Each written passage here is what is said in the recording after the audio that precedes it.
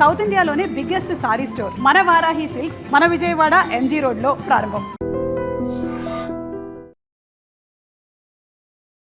Welcome to crime diaries. ఈ వారం మన guest young and dynamic women police officer, పేరు రితురాజ్ గారు, ఐపీఎస్ డీసీపీ సైబరాబాద్ కమిషనరేట్.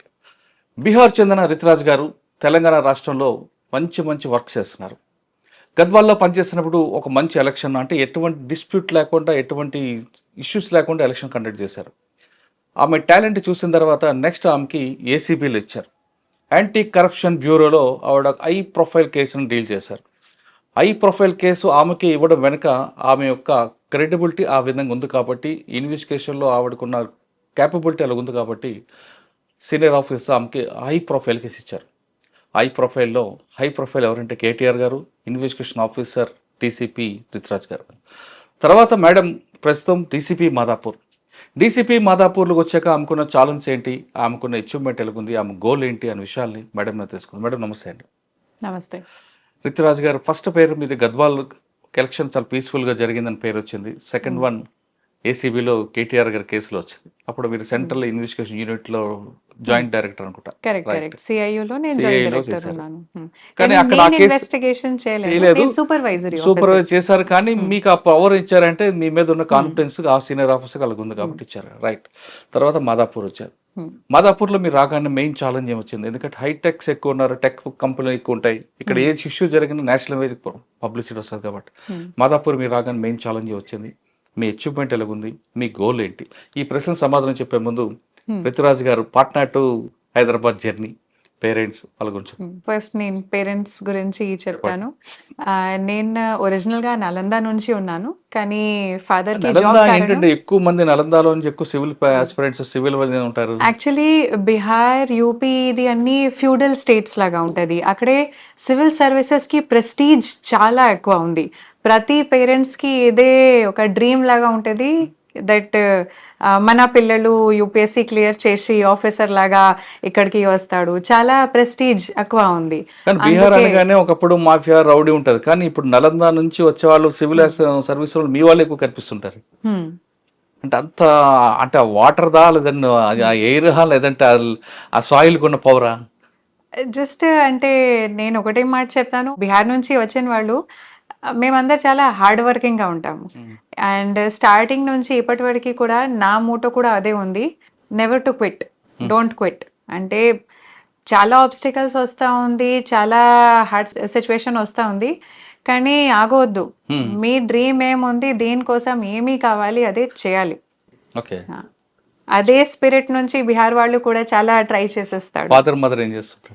నా ఫాదర్ 2018లో ఫాదర్ కి కమిషనింగ్ వచ్చింది into IRS, Indian revenue services. And 2023లో నా ఫాదర్ రిటైర్ చేశారు యాజ్ అసిస్టెంట్ కమిషనర్. తర్వాత నా మదర్ హౌస్ మేకర్, కానీ మై మదర్ ఇస్ ఆల్సో అంటే హైలీ ఎడ్యుకేషనలీ క్వాలిఫైడ్. ఆమె MA కూడా చేసింది. అందుకే మీ అండ్ మై బ్రదర్, నా ఒక తమ్ముడు ఉన్నారు, అతను కూడా IIM కోజికోడ్ నుంచి MBA చేసేసారు. అండ్ మన ఇద్దరికి స్టార్టింగ్ నుంచి స్టడీస్ మీద చాలా ఎక్కువ ఫోకస్ మన పేరెంట్స్ పెట్టారు. నా బ్రదర్ అదే IIM తర్వాత ఒక స్టార్ట్అప్ జాయిన్ చేసి దీనిలోనే పని చేస్తాడు. సివిల్స్ రాయాలని ఎందుకు అనుకున్నారండి? స్టార్టింగ్ నుంచి నా పేరెంట్స్ నాకు ఒక చాలా పెద్ద గిఫ్ట్ ఇచ్చారు. అంటే నా పేరెంట్స్ నాకు పర్మిషన్ ఇచ్చారు చూస్ చేయడానికి, మీ ఇష్టం, మీకు ఏం సబ్జెక్ట్లో ఇష్టం ఉంది ఆ సబ్జెక్ట్ చదవండి. అందుకే నేను ఫస్ట్ క్లాస్ 11th-12thలో, అంటే ఇక్కడ మేము ఫస్ట్ ఇయర్ సెకండ్ ఇయర్ చెప్తాము, ఆ టైంలో నేను కామర్స్ తీసుకున్నాను. సైన్స్లో నాకు చాలా మంచిగా మార్క్స్ వచ్చింది, 98-99 వచ్చింది, కానీ నా ఇంట్రెస్ట్ లేదు దీనిలో, అందుకే నేను కామర్స్ చూస్ చేశాను. దీని తర్వాత కూడా నాకు 12thలో నాకు లా గురించి ఇన్ఫర్మేషన్ వచ్చింది, లా చాలా ఇంట్రెస్టింగ్గా ఉంది, అది నేను కొంచెం ట్రై చేశాను. ఇది లాకి ప్రిపరేషన్ చేసిన తర్వాత నాకు కొంచెం అంటే ఎక్సైట్మెంట్ లాగా వచ్చింది, ఆ సబ్జెక్ట్ నాకు చాలా ఇష్టం ఉంది. అందుకే నేను ఎగ్జామ్స్ రాశాను, క్లాట్, ఐలెట్.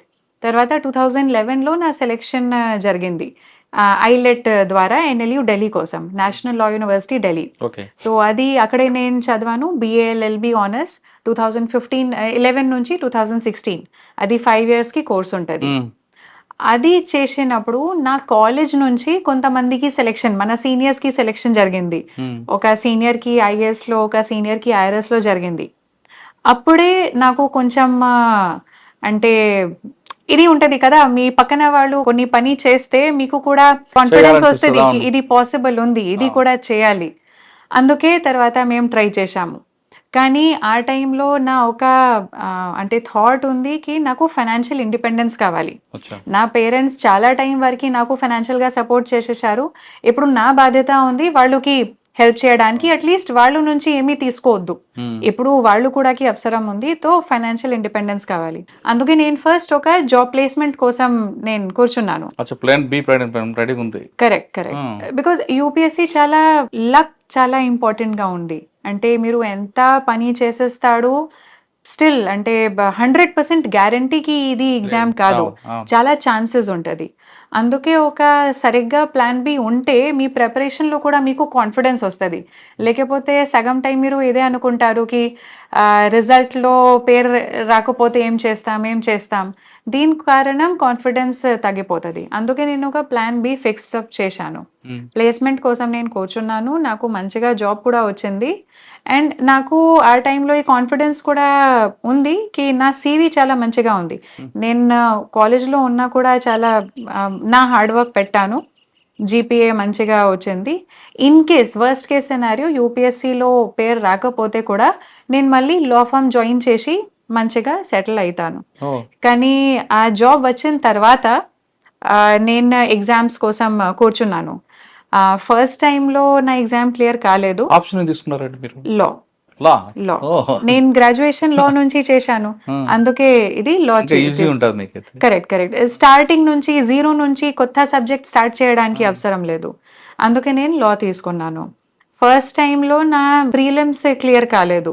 ఫస్ట్ టైం నేను జస్ట్ కాలేజ్ తర్వాత 2016కి ప్రీలిమ్స్ ట్రై చేశాను. కానీ ఆ టైంలో కాలేజ్తో పాటు ప్రిపరేషన్ నా క్లియర్ కాలేదు. 17లో నేను మళ్ళీ ఎగ్జామ్ రాశాను. 17కి ప్రీలిమ్స్, మెయిన్స్, ఇంటర్వ్యూ అయిపోయింది. అప్పుడు సెలెక్షన్ జరిగింది. ఇంటర్వ్యూలో ఏమడిగారు మేడం? లా గురించి ఏమడిగారు వాళ్ళు? బోర్డు మీకు ఏమడిగింది క్వశ్చన్స్ లా మీద? ఇంటర్వ్యూ నా కోసం చాలా పాజిటివ్ గా జరిగింది. నాకు మంచిగా మార్క్స్ వచ్చింది ఇంటర్వ్యూలో. వాళ్ళు 2-3 మెయిన్ క్వశ్చన్స్ ఇదే అడిగారు. ఆ టైంలో ఇది కసాబ్కి కేసు జరుగుతా ఉంది. ఆ టైంలో వాళ్ళు అడిగారు, మన దగ్గర ప్రాపర్ ఎవిడెన్సెస్ ఉంది, అతను యాక్చువల్ గా ఏమీ చార్జెస్ అతని మీద ఉంది, అతను అన్ని చేశారు.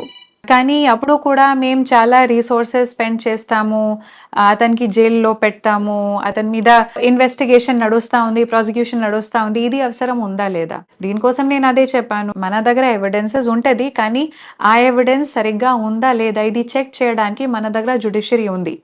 అండ్ ఇన్స్టిట్యూషనల్ ఇండిపెండెన్స్ చాలా ఇంపార్టెంట్గా ఉంది. లేకపోతే మేము ఒక పబ్లిక్ ఒపీనియన్ తీసుకొని ఒక కేసు డిసైడ్ చేసి ఒక ప్రెసిడెంట్ లాగా ఉంటది, వేరే కేసెస్ కూడా అదే డిసైడ్ చేయాలి. అప్పుడు జ్యుడిషియరీ ఏం చేస్తాడు?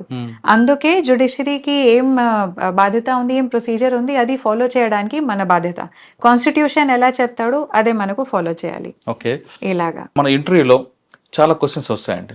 వచ్చినప్పుడు మనకు తెలిసినట్టు చెప్పడం బెటర్ అంటారా, లేదు ఫాల్స్ చెప్పడం బెటర్ అంటారా? నెంబర్ 3 సైలెంట్ ఉండడం బెటర్ అంటారా? ఖచ్చితంగా ఫాల్స్ ఎప్పుడు కూడా చెప్పొద్దు. వాళ్ళు ఆల్రెడీ మీ నాలెడ్జ్ టెస్ట్ చేసేసారు మెయిన్స్ లో, ఇప్పుడు పర్సనాలిటీ టెస్ట్ ఉంది. అంటే వాళ్ళు ఏం చెక్ చేసేస్తాడు, మీరు స్ట్రెస్ టైంలో ఎలా బిహేవ్ చేస్తాడు. చాలా సీనియర్స్ మీతోటి మాట్లాడతాడు, మీకు క్వశ్చన్కి ఆన్సర్ రాదు, అప్పుడు కూడా మీ బిహేవియర్ ఎలా ఉంటుంది, మీ ఫేషియల్ ఎక్స్ప్రెషన్, మీ బాడీ లాంగ్వేజ్ ఎలా ఉంటుంది, మీ పర్సనాలిటీ వాళ్ళు చెక్ చేసేస్తాడు. మీరు నిజంగా చెప్తారా లేదా, అంటే మీరు ఒక చిన్న పాపతో మాట్లాడితే మీకు తొందరగా అర్థమవుతుంది ఆమె సరిగ్గా చెప్తా ఉంది లేకపోతే అబద్ధం చెప్తా ఉంది. అదే సేమ్ ఇంటర్వ్యూలో జరుగుతా ఉంది. వాళ్ళు కోసం మేము చిన్న పాపలే, వాళ్ళు చాలా సీనియర్ గా ఉంటారు, చాలా ఎక్స్పీరియన్స్ ఉంది వాళ్ళకి. మేం చిన్న 1% కూడా అబద్ధం చెప్తే వాళ్ళకి తొందరగా ఇది వాళ్ళు అలర్ట్ గా ఉంటారు. అప్పటి నుంచి నెగటివ్ మార్కింగ్ స్టార్ట్ అవుతుంది. అందుకే మీ పర్సనాలిటీ ఎలా ఉంది అదే చూపించాలి. అంటే తెలిస్తే తెలుసు లేదంటే నో అని లేకపోతే చెప్పాలి. చెప్పండి. Yes నేను or కూడా no ఒక అంతే. క్వశ్చన్ లో చెప్పాను కి ఐఎమ్ కానీ సారీ false మ్యామ్, చెప్పకూడదు. I'm sorry ma'am, I'm not aware of this point. Okay. అది బట్ కూడా ఇప్పుడున్న నేను చాలా మంది ఆస్పిరెంట్స్ వాళ్ళ గోల్ రీచ్ అవ్వాలంటే వాళ్ళకి ఇచ్చే మెసేజ్ ఏంటండి? యాస్పిరెంట్ అందరు కూడా సివిల్ రాయాలి ఉంటుంది, కానీ రాయలేరు. కొన్ని యావిగేషన్స్ ఉంటాయి, కొన్ని రకరకాల ప్రెజర్స్ ఉంటాయి. అటువంటి వాళ్ళకి మీరు ఇచ్చే మెసేజ్ అంటే 24 అవర్స్ చదవమంటారా? ఏమీ అవసరం లేదు దీనికి. 10 అవర్స్ కూడా ప్రతిరోజు చదవడానికి అవసరం లేదు. మీరు ఫస్ట్ చూడండి, మీరు ఏం టైప్‌కి స్టూడెంట్ ఉన్నారు. స్టూడెంట్ అంటే మీకు డేలో చదవడానికి మంచిగా ఉంటదా? లేకపోతే రాత్రి చదవడానికి మంచిగా ఉంటది? మీరు ఒకటేసారి 3, 4 అవర్స్ కూర్చొని చదువుతారు. లేకపోతే హాఫ్ అన్ అవర్, 1 అవర్ వరకి మీ అటెన్షన్ స్పాన్ ఉంటది. మీ స్టడీ స్టైల్ ఎలా ఉంది ఫస్ట్ అది చూడాలి. జస్ట్ టాపర్స్ ఏం చేస్తాడు అది కాపీ చేస్తే అది సస్టైనబుల్ కాదు. యూపీఎస్సీ పెద్ద జర్నీ ఉంది. మీరు ఈ రోజు ఏం చదువుతారో అది మీకు 1.5 ఇయర్ తర్వాత యూజ్ అవుతుంది. అందుకే you have to be honest with yourself. ఇది ప్రిపరేషన్కి టైం ఎలా మీకు కంఫర్టబుల్ ఉంది అలాగే ఒక రొటీన్ లాగా పెట్టాలి. కానీ పర్సివియరెన్స్ చాలా ఇంపార్టెంట్ ఉంది. మీరు ఈరోజు ఏం చదువుతారు మళ్ళీ 1 మంత్ తర్వాత రిపీట్ చేయాలి. Repetition and sincerity. Same information అంటే ఒక టాపిక్ కోసం 2 బుక్స్ చదవండి, కానీ ఆ 2 బుక్స్ 10 టైమ్స్ చదవండి. ఒక టాపిక్ కోసం 10 బుక్స్ చదవడానికి ఏమీ అవసరం లేదు. అండ్ ఇన్ డెప్త్గా చదవాలి. ఎక్కువ మంది గ్రూప్ డిస్కషన్ బెస్ట్ అంటారా, లేదా ఇండిపెండెంట్ గా చదువుకోవడం బెటర్ అంటారు? ఇది మళ్ళీ డిపెండ్ అవుతుంది ఆ స్టూడెంట్ ఎలా ఉన్నారు. ఫర్ ఎగ్జాంపుల్ నాకు గ్రూప్ స్టడీస్ నుంచి చాలా బెనిఫిట్ రాదు.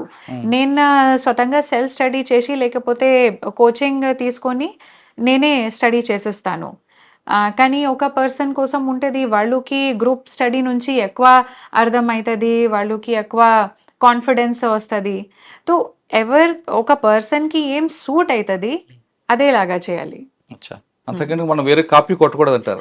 కాపీ కొట్టకూడదు, ఖచ్చితంగా కెపాసిటీ చూసుకొని చేయాలి. ఎగ్జాక్ట్లీ. మీరు ఎలా ఉన్నారు, ఏం టైప్ కి స్టూడెంట్ ఉన్నారు ఆ టైప్ లాగా స్టడీ చేయాలి. ఓకే, 2017 లో సెలెక్ట్ అయ్యారు. నెక్స్ట్ ఎన్పిఐకి వచ్చారు 18 కి. ఎన్పిఐ లో మీకు బాగా హార్డ్ వర్క్ అనిపించిందండి? హార్స్ రైడింగ్ లో కానీ ఎక్కడ మీకు బాగా నచ్చింది ట్రైనింగ్ లో? ట్రైనింగ్ చాలా మంచిగా ఉంది, కానీ నా కోసం అది ఆ 2 years ఫుల్ టార్చర్ లాగా పోయింది. బికాస్ నేను స్టార్టింగ్ నుంచి ఒక అంటే స్టూడెంట్ లాగా ఉన్నారు. అథ్లెటిక్ గా స్పోర్ట్స్ లో ఎక్కువ యాక్టివిటీస్ నేను ఇన్వాల్వ్ చేయలేను. 100 meters కూడా ఐ నెవర్ రన్. ఇక్కడ వచ్చినప్పుడు 16 kilometers రన్నింగ్, 40 kilometers చేయాలి అంటే. కానీ లాస్ట్లో ఇదే అర్థమైంది, ఎన్పిఏలో ఏం ట్రైనింగ్ ఉంది, వాళ్ళు ఫిజికల్ ట్రైనింగ్ మీద ఏమీ ఫోకస్ కాదు, మెంటల్ ట్రైనింగ్ వాళ్ళు చేసేస్తాడు.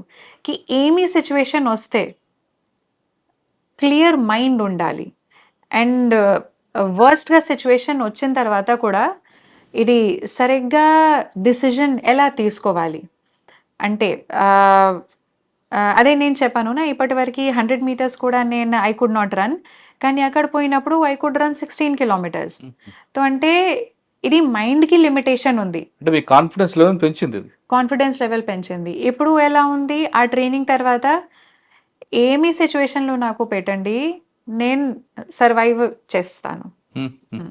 అదే ఇక్కడ ఇండోర్ ఎక్కువ నచ్చిందా, అవుట్డోర్ నచ్చింది? అవుట్డోర్ చాలా ఇంట్రెస్టింగ్ గా ఉంది, బికాజ్ అలాగా అవుట్డోర్ నేను ఎప్పుడూ చేయలేను.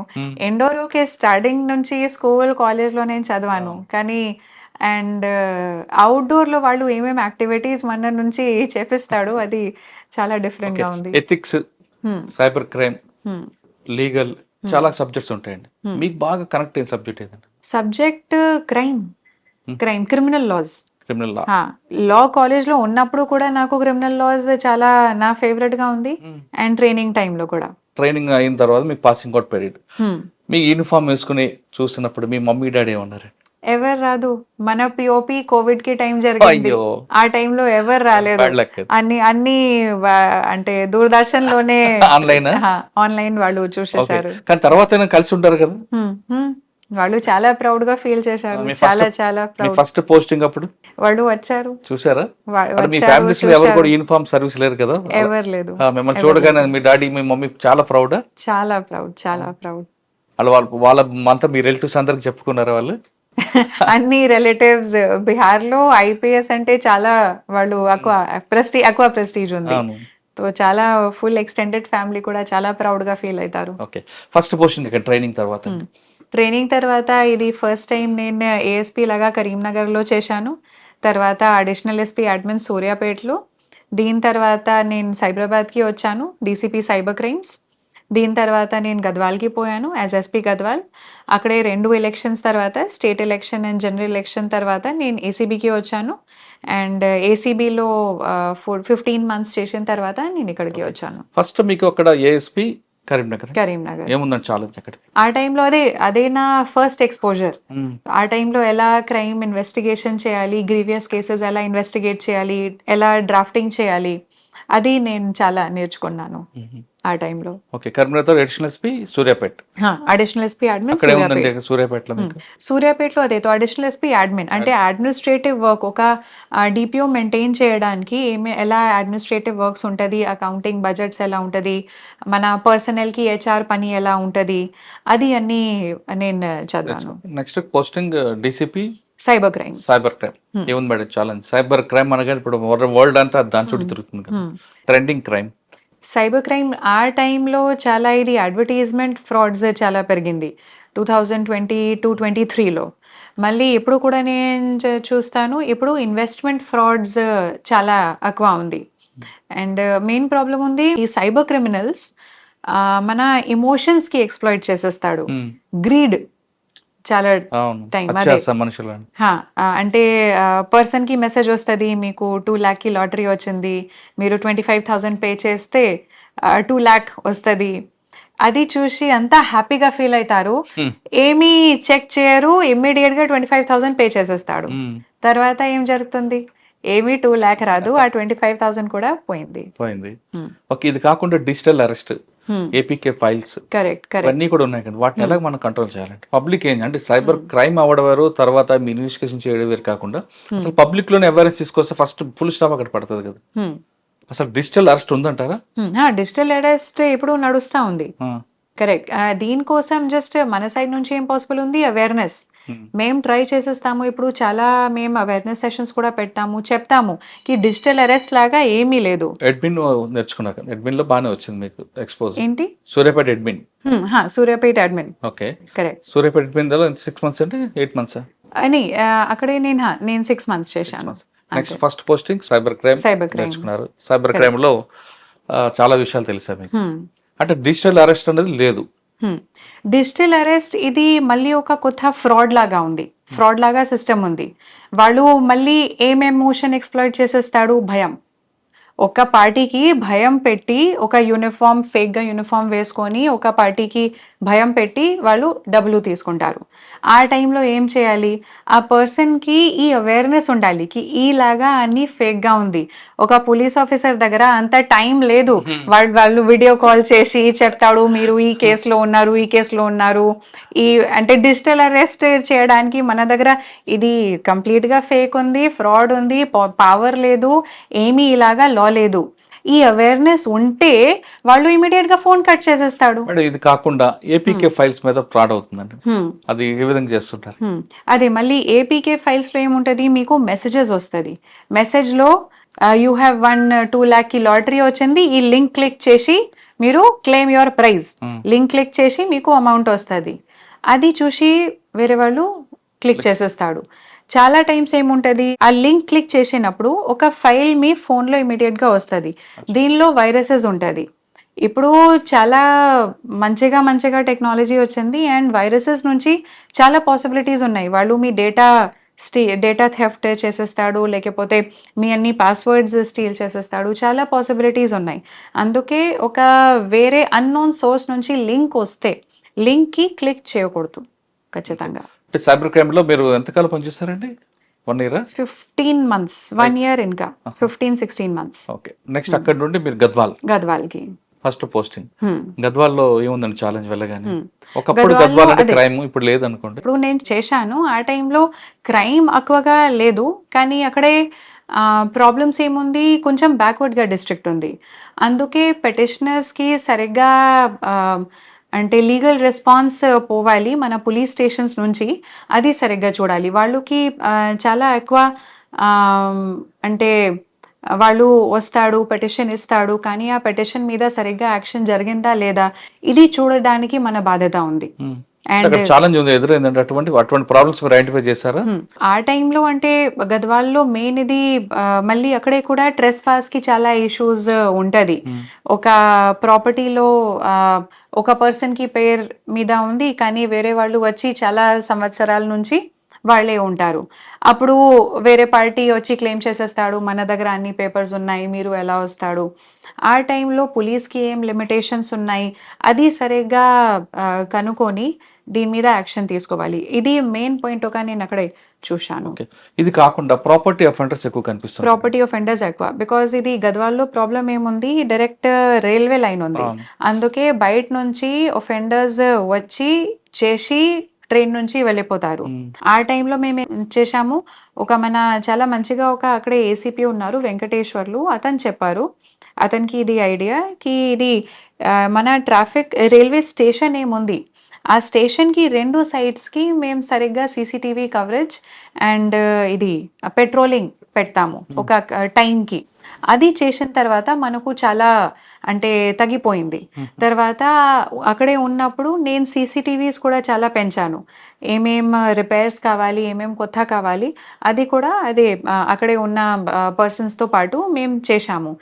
దీని తర్వాత కూడా చాలా రికవరీస్ మనకు స్టార్ట్ అయింది అండ్ డిటెక్షన్ లెవెల్స్ మన పెరిగింది. కానీ అక్కడ 2 ప్రాబ్లమ్స్ కనిపిస్తాయండి. ఒకటి నేషనల్ హైవే ఎంత ఉంటుంది, యాక్సిడెంట్స్ ఎక్కువ ఉంటుంది. వాటి మీద మీరు ఎలా కంట్రోల్ చేశారు? యాక్సిడెంట్స్ లో ప్రాబ్లం ఏముంది, అక్కడే నేషనల్ హైవే ఉంది, దీనికోసం మేము నేషనల్ హైవే వాళ్ళతో పాటు కోఆర్డినేట్ చేశాము. బికాజ్ నేషనల్ హైవే మీద ఏం లైట్స్ పెట్టడానికి, బ్రేకర్స్ పెట్టడానికి మనకి ఏమీ పవర్ లేదు, వాళ్లే పెట్టాలి. సో అందుకే దీనికోసం మేము కాన్వర్సేషన్ స్టార్ట్ చేశాము. కానీ 2 ఎలక్షన్స్ కారణం ఇది, నేను అక్టోబర్లో పోయాను అండ్ అదే నవంబర్లో ఎలక్షన్ ఉంది. సో అక్టోబర్ టు డిసెంబర్ ఆ ఎలక్షన్లో పోయింది అండ్ మళ్ళీ ఇది మన మేలో ఎలక్షన్ జనరల్ ఎలక్షన్స్ వచ్చింది, అప్పుడే మళ్ళీ ఇది ఏప్రిల్ నుంచి అదే పని మీద. సో జస్ట్ ఆ టైంలో మేము NHAI తోటి కాన్వర్సేషన్ స్టార్ట్ చేశాము, కానీ ఇప్పుడు మళ్ళీ సిచ్యువేషన్ ఏముంది నాకు తెలియదు. ఎలక్షన్స్ అండి గద్వాల్లో ఒకప్పుడు ఎలక్షన్ అంటే కనీసం ఒక బాంబు అయినా పేలవాలి, అటువంటి బాంబులు పేలకుండా పీస్ఫుల్ గా ఎలా చేసుకొచ్చారండి, మీ ప్లాన్ ఆఫ్ యాక్షన్ లోకి వచ్చింది? అదే ఆ టైంలో మన హెడ్ ఆఫీస్ నుంచి చాలా మనకు స్ట్రిక్ట్ గా ఇన్స్ట్రక్షన్స్ వచ్చింది, ఎలా డిప్లాయ్మెంట్ చేయాలి, ఎలా చెకింగ్ చేయాలి, అన్ని రౌడీ షీటర్స్ సస్పెక్ట్ షీట్స్ కి చెకింగ్, బైండ్ ఓవర్స్ చేయాలి, ఇది అన్ని మేము చేశాము. మన టీంకి ఎలా అంటే టీం వాళ్ళు మన ఇన్స్పెక్టర్స్ ఎవరు ఉన్నారు, ఎస్ఐస్ ఎవరు ఉన్నారు, వాళ్ళకి ఏరియాస్లో ప్రతి ఏరియాలో ఎక్కడ పోలింగ్ స్టేషన్స్ ఉన్నాయి అక్కడే సరిగ్గా చెకింగ్ మేము చేశాము. అండ్ చాలా టైం నుంచి 1 month బ్యాక్ నుంచి మేము ఇంకా అవేర్నెస్ ఇంక్రీజ్ చేశాము, ఎవరికి దృష్టిలో ఏమీ తప్పు ఎలక్షన్ ఆఫెన్సెస్ వస్తే తొందరగా మనకు ఇన్ఫార్మ్ చేయాలి. అండ్ ఎలక్షన్ సక్సెస్ఫుల్గా జరిగింది ఓన్లీ మన టీం కారణం. స్టేట్ ఎలక్షన్ లో టైంలో కూడా నా దగ్గర చాలా మంచిగా టీం ఉంది, ఆ టైంలో ఏమీ చిన్న ఇష్యూస్ వచ్చింది, అది యూజ్ చేసి మేము జనరల్ ఎలక్షన్ లో యూజ్ చేశాము. జనరల్ ఎలక్షన్ కి టైంలో మన సూపర్విజన్ మేము చాలా మంచిగా మేము పెట్టాము. ప్రతి పోలింగ్ స్టేషన్స్ కి అంటే ఒక ఏరియాలో ఉన్న పోలింగ్ స్టేషన్ కి ఎవరు ఆఫీసర్ రెస్పాన్సిబుల్ ఉన్నారు, ఎవరు రూట్ ఇన్ఛార్జ్ రెస్పాన్సిబుల్ ఉన్నారు, మన కంట్రోల్ రూమ్ నుంచి ఎవరు రెస్పాన్సిబుల్ ఉన్నారు, ఇది అన్ని చూసుకొని మేము సరిగ్గా ఇది సూపర్వైజ్ చేశాము. కానీ అక్కడ పొలిటికల్ ప్రెషర్ ఎక్కువ ఉంటుందండి. పొలిటికల్ ప్రెషర్ ఉంటుంది, అది ఎలా మీరు ఫేస్ చేశారు? అది అంటే ఇది రియాలిటీ ఉంది, ప్రెషర్స్ వస్తాయి, కానీ ఏం చట్టం ప్రకారంగా ఏం కరెక్ట్ గా ఉంది అదే చేయాలి, అదే మేము చేశాము. కానీ గద్వాల్లో మీకు హైపర్ టెన్షన్ ఏరియా ఎక్కడ ఉంది? హైపర్ టెన్షన్ ఏరియా అంటే మీ అర్థం ఏంటి? అంటే కొంచెం వైలెన్స్ ఎక్కువగా ఉండేది అదే ఐజా మండలం గానీ లేదా? కరెక్ట్. నేను వచ్చిన వరకు ఇది ఏమీ ఫ్యాక్షనిజం వాళ్ళు ఏం ఇంపార్టెంట్ మెంబర్స్ ఉంటే just 2-3 leaders, important leaders just last year వాళ్ళు చనిపోయారు.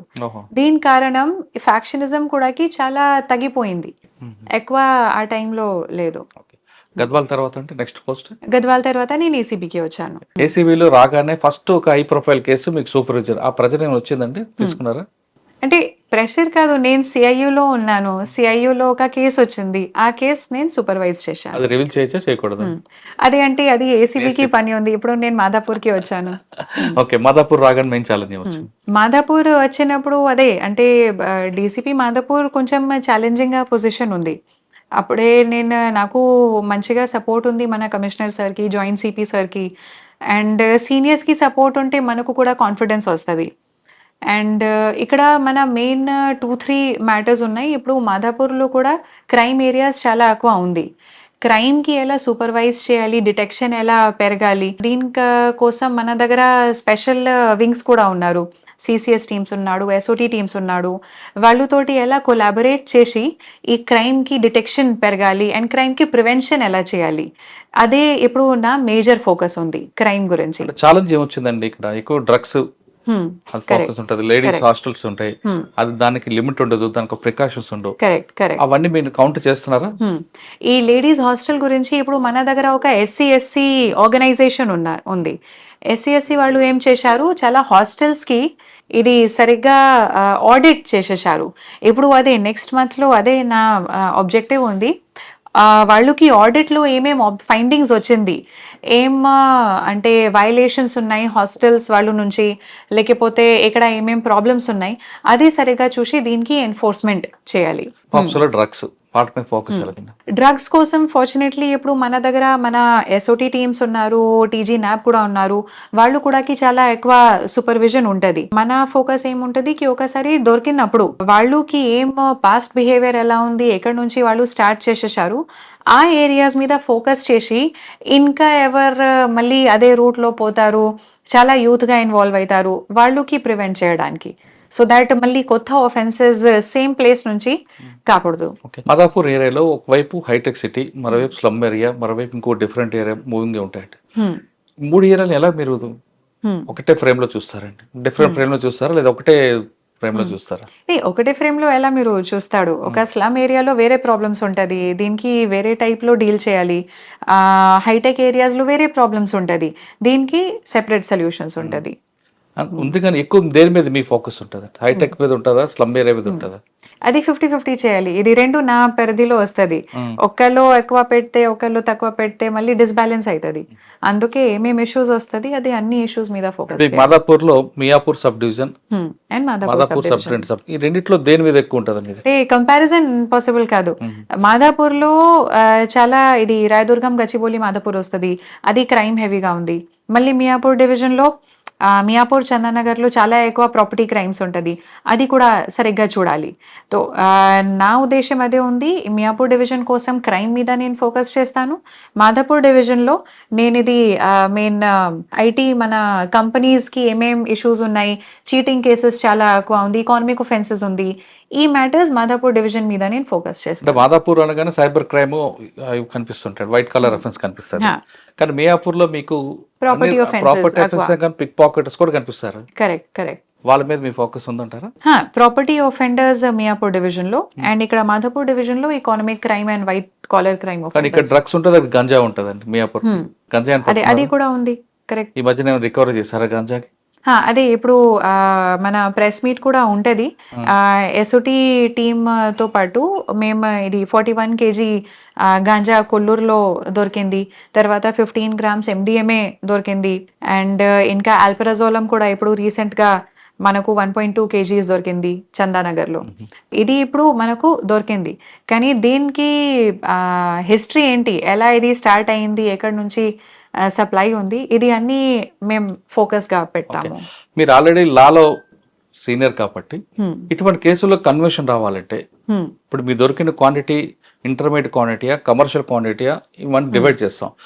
ఈ కేసులో మీరు లీగల్ గా చేస్తున్నారా? అంటే కమర్షియల్ క్వాంటిటీలో మనం సీజ్ చేసేటప్పుడు మేజిస్ట్రేట్ ముందు సీట్ చేయాలి, ప్రాపర్టీ చేస్తే కన్విక్షన్ వస్తుంది. కరెక్ట్. ఇటువంటి లూప్ హోల్స్ లేకుండా చేస్తున్నారా? మన టీజీ న్యాబ్ నుంచి ఏమవుతుంది, మన అన్ని ఎన్డీపీఎస్ కేసెస్ వాళ్ళు కూడా చెక్ చేసేస్తాడు. ప్రతి కేసులో ఏం లూప్ హోల్స్ ఉన్నాయి అది వాళ్ళు మనకు రాసి ఇస్తాడు.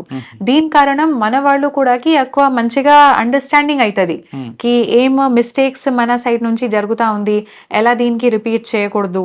బికాజ్ ఎన్డీపీఎస్ చాలా టెక్నికల్ గా ప్రొసీజరల్ యాక్ట్ ఉంది. ఒక చిన్న ప్రొసీజర్ లో తప్పు ఉంటే కూడా కన్విక్షన్ రాదు. అందుకే అది సరిగ్గా చూడాలి. ఓకే, ఇది కాకుండా ఈవ్ టీజింగ్ కనిపిస్తుంటదండి, వాటి మీద ఫోకస్ అంటే. ఈవ్ టీజింగ్ మళ్ళీ ఇది she teams women safety wing వాళ్ళు చూస్తాడు. అండ్ మన పెట్రోలింగ్ వాళ్ళకి అదే నా ఇన్స్ట్రక్షన్ ఉంది కి ఇలాగా ఏమి కనిపిస్తాయి చాలా టైమ్స్ ఈవ్ టీజింగ్ వాళ్ళు కూడా డైల్ 100 చేసేస్తాడు. ఆ టైంలో స్ట్రిక్ట్ యాక్షన్ తీసుకోవాలి. ఓకే, మీరు లాలా చేశారు, మీరు దాదాపు ఒక సీనియర్ మోస్ట్ వచ్చారు ఎస్పీగా. గద్వాల్ చూసారు, ఇక్కడ చూస్తున్నారు, సైబర్ క్రైమ్ చూసారు. మన దగ్గర ఇండియాలో మీరు ఫస్ట్ లో మీకు బోర్డులో అడిగిన క్వశ్చన్ మీకు మళ్ళీ రిపీట్ చేస్తున్నా, మన దగ్గర ప్రొసీజర్ పనిష్మెంట్ ఉందంటారా, ఫైనల్ పనిష్మెంట్ ఉంటదంట? ప్రొసీజర్ చాలా ఇంపార్టెంట్ ఉంది. మన యాక్చువల్ గా మన దగ్గర ఇండియాలో ప్రొసీజర్ పనిష్మెంటే ఫాస్ట్ కనిపిస్తుంది, కానీ ఫైనల్ జడ్జిమెంట్ పనిష్మెంట్ కానీ మనకు చాలా లేట్ గా ఉంటది. దానివల్ల క్రైమ్ రేట్ పెరుగుతుంది అన్నది చాలా మంది అంటుంటారు. క్రైమ్ ఎందుకు పెరుగుతా ఉంది, దీనికి చాలా రీజన్స్ ఉన్నాయి. ఓన్లీ మన జుడిషియల్ ప్రొసీజర్ స్లోగా ఉంది అది ఒక రీజన్ కాదు, చాలా రీజన్స్ ఉన్నాయి దీని కారణం క్రైమ్ పెరుగుతా ఉంది. కానీ ఇది కరెక్ట్ గా ఉంది, మన ప్రొసీజర్ ఏముంది దీనికి చాలా టైం పడుతుంది. కానీ దీనికి వెనక ఒకటే ప్రిన్సిపల్ ఉంది. మన మహాత్మా గాంధీ ఏం చెప్పారు కి not even 1 innocent person should be punished, 1000 guilty may go away but 1 innocent person should not be punished. అదే ఆబ్జెక్టివ్ కారణం చాలా ఎక్కువ ప్రొసీజర్స్ మేము మన ప్రొసీజరల్ లాస్ లో పెట్టాము. మీకు ఒక గోల్ ఉంటుంది, ఆ గోల్ ఏంటండి? Public service. నా దృష్టిలో వచ్చినప్పుడు ఎవరెవరు పెటిషనర్స్ ఉన్నారు వాళ్ళకి సరిగ్గా ఏం చట్టం ప్రకారంగా ఏం రావాలి అది ఖచ్చితంగా రావాలి, అదే నా ఆబ్జెక్టివ్. కానీ పోలీస్ జాబ్ అంటే థ్యాంక్లెస్ జాబ్ అండి, ఎప్పుడైనా థ్యాంక్ యూ కోసం నేను రాలేను.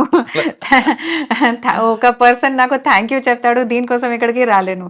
నాకు గవర్నమెంట్ సాలరీ వస్తా ఉంది, నేను ఇది నా జాబ్ ఉంది, ఈ జాబ్ కి నాకు చాలా ఇంట్రెస్ట్ ఉంది. స్టార్టింగ్ నుంచి లా ఫామ్ ఎందుకు నేను జాయిన్ చేయలేను, బికాస్ లా ఫామ్ లో ఒక మానిటర్ లో పెట్టి అండ్ చాలా పెద్ద పెద్ద క్లయింట్స్ తోటి మాట్లాడాలి, మీరు పని చేస్తాడు. కానీ ఇక్కడ పబ్లిక్ తోటి మీరు పని చేస్తాడు, వాళ్ళకి ప్రాబ్లమ్స్ మీరు అంటే నాకు ఈ ఆపర్చునిటీ ఉంది కి నేను వాళ్ళకి హెల్ప్ చేసేస్తాను. నా కోసం ఇదే like that is the best thing for me possible. మీరు అందరూ చేస్తుంటారు పోలీస్ ఆఫీసర్ గా, మెయిల్ చేస్తారు, కానీ ఫిమేల్ కి వచ్చేసరికి 2 పోస్టులు ఉంటాయండి. ఇక్కడ ఒక పోస్ట్ ఉంటుంది, ఇంటికి వెళ్ళి ఒక పోస్ట్ ఉంటుంది. ఈ 2 ఎలా మేనేజ్ చేయాలండి? అంటే ఫార్చునేట్లీ నా హస్బెండ్ కూడా చాలా సపోర్టివ్ గా ఉన్నారు అండ్ అతని కారణం నాకు చాలా ఇంటిలో కాన్ఫిడెన్స్ ఉంది. మేమిద్దరు కలిసి సరిగ్గా మెయింటైన్ చేస్తాను. కానీ ఇద్దరు వేరే వేరే పోస్టులు ఉన్నారు కదా, డిఫరెంట్ ప్లేస్ ఉన్నారు కదా, అది కూడా మేనేజ్ అవుతుంది, ప్రాబ్లం లేదు. ఓకే, ఫైనల్ గా చెప్పండి, ఈ డిపార్ట్మెంట్ లోకి వచ్చే అమ్మాయిలకి మీరు ఇచ్చే మెసేజ్ ఏంటి? వచ్చినప్పుడు ఇది ఎక్స్పెక్ట్ చేయకూడదు, మీరు అమ్మాయి ఉంటే మీకు రిలాక్సేషన్స్ వస్తుంది, కానీ ఇది కూడా అర్థం చేసుకోండి ఇప్పుడు ఉన్న సీనియర్స్ మన సిస్టమ్ వాళ్ళు కూడా ఇన్ఫర్మేషన్ ఉంది, అమ్మాయి వస్తే కొంచెం అంటే ఫెసిలిటీస్ కావాలి, ఏం ఫెసిలిటీస్ కావాలి దీనికోసం వాళ్ళు కూడా సెన్సిటివిటీ ఉంటే వాళ్ళు ఇస్తాడు. కానీ మీ బాధ్యత ఉంది, మీ పని 100%గా సిన్సియర్గా 100% ఎఫర్ట్ పెట్టి చేయడానికి. డెఫినెట్గా రమ్మంటారు డిపార్ట్మెంట్ లోకి అమ్మాయిలు, ఖచ్చితంగా రావాలి. వాళ్ళు వస్తేనే పబ్లిక్ లో కూడా మన ఇది ఇమేజ్ మంచిగా ఉంటది. ఓకే, అమ్మాయిలు ఖచ్చితంగా పోలీస్ డిపార్ట్మెంట్ రండి, కానీ అమ్మాయిలు కదా అని కొన్ని ఎగ్జామ్స్ నడకుండా మీరు కూడా మగవారి పోటీగా పనిచేసి ఈ డిపార్ట్మెంట్ ఎప్పుడు మీకు గుర్తుపెట్టుకుంటుంది అంటున్నారు రితురాజ్ గారు. ఖచ్చితంగా పోలీస్ డిపార్ట్మెంట్ రండి, మీ సర్వీస్ చేయండి. పబ్లిక్ సర్వీస్ చేయాలంటే the best platform police department. ఇది ఈ వారం రితురాజ్ గారితో ఎక్సెల్ చెప్పారు. వచ్చే వారం మరొక ఇస్తాం, మళ్ళీ కలుద్దాం. అంతవరకు నమస్తే. Thank you madam, thank you very much. ఈరోజు మన ఎస్ఓటీ టీంతో పాటు మన స్పెషల్ ఆపరేషన్స్ టీంతో పాటు మాధాపూర్ జోన్ పోలీస్ మేమిద్దరు కలిసి 3 కేసెస్ చేశాము. నంబర్ 1 మ్యాటర్ ఉంది 1.2 kg అల్ట్రాజోలం, దీనికి అది మేము పట్టుకున్నాము. తర్వాత 15 grams MDMA అది పట్టుకున్నాము. తర్వాత 41 kg డ్రై గాంజా అది పట్టుకున్నాము. దీనిలో మన SOT officer Nagar and Kolgur SHO Ganesh వాళ్ళు స్టార్ట్ చేసేసారు. మన డీసీపీ ఎస్ఓటి శోభన్ గారికి పరిధిలో వాళ్ళకి ఎస్ఓటి టీం చాలా మంచిగా ఇంటెలిజెన్స్ ముగ్గురు అరెస్ట్ చేయడం జరిగింది. దాంట్లో మనకు మామూలుగా అయితే ఎక్కువ ఆంధ్ర బార్డర్ నుంచి ఒరిస్సా నుంచి వస్తుంది. ఇది వెస్ట్ బెంగాల్ నుంచి వస్తుంది. వెస్ట్ బెంగాల్ నుంచి వాళ్ళు ఏం చేస్తున్నారు, అక్కడ నుంచి ఒక 10 kgs 20 kgs మామూలుగా వాళ్ళు తీసుకొచ్చుకున్న బ్యాగ్లో పెట్టుకొని తీసుకొని వస్తున్నారు. ట్రైన్ వస్తుంది. ట్రైన్ సికింద్రాబాద్లో దిగి సికింద్రాబాద్ నుంచి ఇక్కడికి ఆటోలో వస్తుంది. వచ్చేసి వాళ్ళ దగ్గర వెయింగ్ మిషన్ అవన్నీ కూడా ఉన్నాయి వాళ్ళ రూమ్లో. వాళ్ళు ఏదైతే రిక్వైర్మెంట్ ఎవరికైతే ఉంటుందో వాళ్ళకి ఫోన్లో అమౌంట్ కొడుతున్నారు. అమౌంట్ కొట్టిన తర్వాత ఆ అమౌంట్ ప్రకారం వెయింగ్ చేసి అది వాళ్ళకి ఇవ్వడం జరుగుతాం. దాంట్లో మనం ముగ్గురిని అరెస్ట్ చేసినాము. తర్వాత అక్కడ నుంచి ఎవరైతే సోర్స్ ఉన్నారో ఆ సోర్స్ కూడా వెస్ట్ బెంగాల్ నుంచి అరెస్ట్ చేస్తాం. iDreams, this police diaries is something very, very valuable towards that. I must really appreciate Murali, your insights. iDreams founder and CEO చిన్న వాసుదేవ్ రెడ్డి గారితో మురళీధర్ క్రైమ్ స్టోరీస్ చాలా ఫేమస్ అయిపోయినావు.